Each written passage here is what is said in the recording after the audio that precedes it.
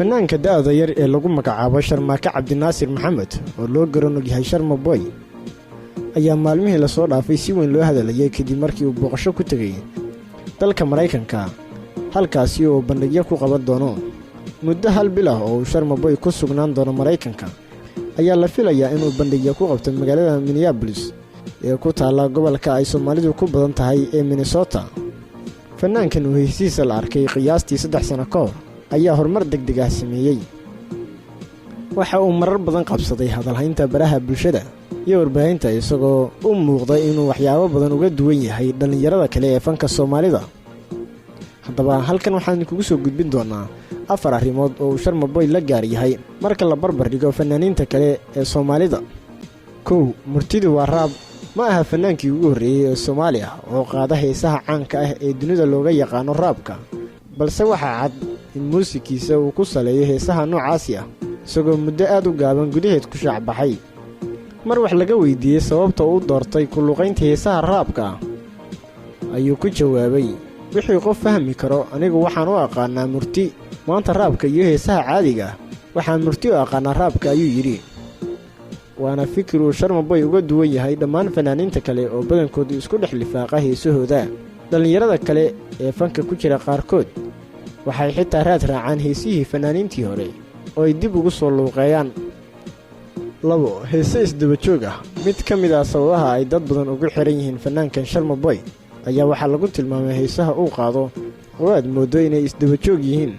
in muddo ah dhowrkii isbuucba hal mar waxaa soo ifbacday hees cusub oo soo qaaday Sharma Boy, taasi oo loo sabaynayo sida ay ugu sahlan yihiin noocyada heesaha ee uu xusho. waxaana meesha ka marnayn inuu hibo u leeyahay alifitaanka erayada iyo laxanka uu ku laro heesihiisa. waxa uu ku soo aaday xilli dhalinyarada baraha bulshada ay si weyn u isticmaalaan shabakadda TikTok oo sanadihii dambe noqotay midda ugu fudud ee lagu faafiyo mowduucyada la hadalhayo. 3. abaalmarinta caalamiga ah. si ka duwan fanaaniinta soo baxaya ee Soomaaliya, Sharma Boy waxa uu isagoo muddo gaaban fanka ku jira ku guulaystay abaalmarin uu kula tartamay fanaaniin kale oo caalami ah. sanadkii 2021 ayuu hantay abaalmarinta xiddiga fanka ee lagu magacaabo African Entertainment Awards USA ama biladda madadaalada Afrika ee Mareykanka, iyadoo munaasabadda biladaasi lagu bixiyay lagu qabtay gobolka New Jersey ee ka tirsan dalka Mareykanka.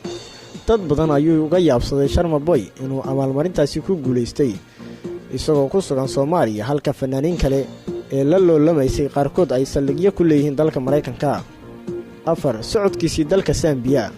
arrinta kale ee Sharma Boy ku noqotay miduu fanaaniinta kale uga duwan yahay ayaa lagu tilmaamaa inuu fankiisa ku soo dhisay waddanka Zambia oo in muddo ahba ku sugnaa. waxaa horey loo yaqaanay in fanaaniinta Soomaalida ee aan dalkooda hooyo joogin ay saldhigyo ka dhigtaan waddamada geeska Afrika sida Kenya iyo Uganda. waxaa intaas u sii dheereed Sharma Boy inuu heese la soo qaaday fanaaniin reer Zambia ah. heestiisa weli ka sii guuxaysa dhagaha dadka fanka saaxiibka la ah ee la magac baxday Ma Soconna ayuu la qaaday fanaanka u dhashay dalka Zambia ee Roger Sigi, kaasoo ka tirsanaa kooxda Dobi Boys ee ka dhisan dalka Zambia.